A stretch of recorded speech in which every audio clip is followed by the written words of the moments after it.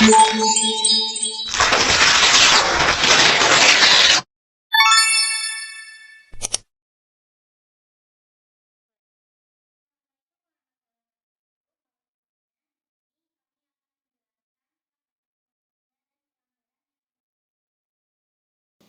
asasi manusia adalah hak mendasar atau fundamental yang diakui secara universal sebagai hak yang melekat pada manusia karena hakikat dan kodratnya sebagai manusia.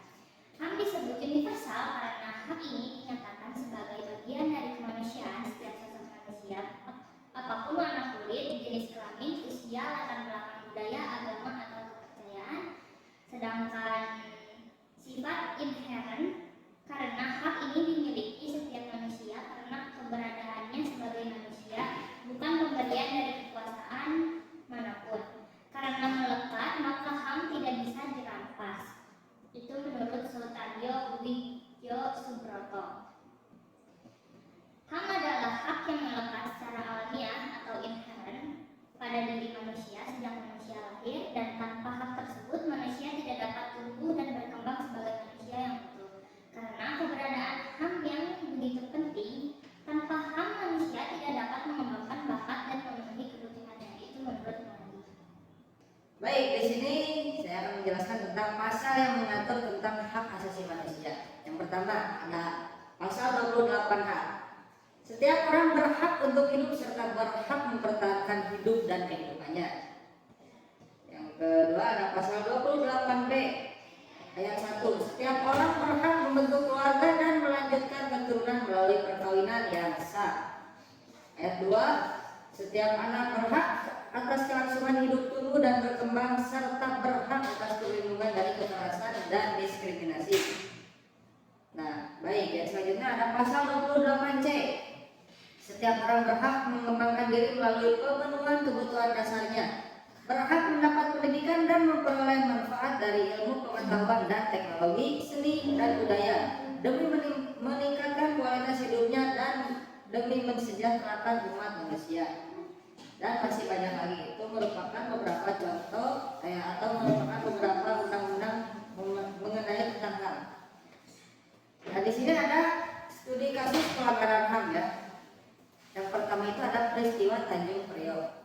Peristiwa Tanjung Priok adalah kerusuhan yang melibatkan tentara dan warga di Tanjung Priok, Jakarta Utara pada 12 September 1984. Kerusuhan Tanjung Priok berawal dari cekcok Bintara Pembina Desa atau yang biasa kita sebut Babinsa ya, dengan warga. Saat itu Babinsa meminta warga mencopot spanduk dan brosur yang tidak bernapaskan Pancasila. Ketika itu pemerintah Orde Baru melarang paham-paham anti Pancasila.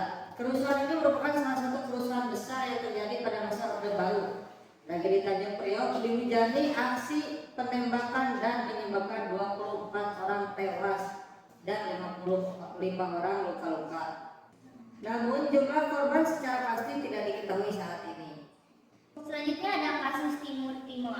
Menyusul perubahan politik drastis di Indonesia dan desakan dunia internasional yang makin menguat, pemerintahan Habibie mengambil terobosan kebijakan untuk menyelenggarakan jajak pendapat yang akan menentukan masa depan Timur Timur. Terdapat dua opsi yang dapat dipilih oleh rakyat Timur Timur, yaitu otonomi khusus dengan tetap menjadi bagian dari Indonesia atau merdeka. Jajak pendapat yang menawarkan kedua opsi tersebut pun diselenggarakan serentak di Timur Timur pada tanggal 30 Agustus tahun 1999. Pada tanggal 4 September 1999, hasil jajak pendapat tersebut diumumkan. 94.388 atau 21,5% memilih usul otonomi khusus dan 344.580 atau 78,5% merdeka. Semenjak itulah Timur Timur resmi lepas dari kedaulatan Indonesia. Baik, untuk kesimpulannya, hingga saat ini pelanggaran hak asasi manusia masih sering terjadi karena kurangnya kesadaran akan pentingnya hak asasi manusia.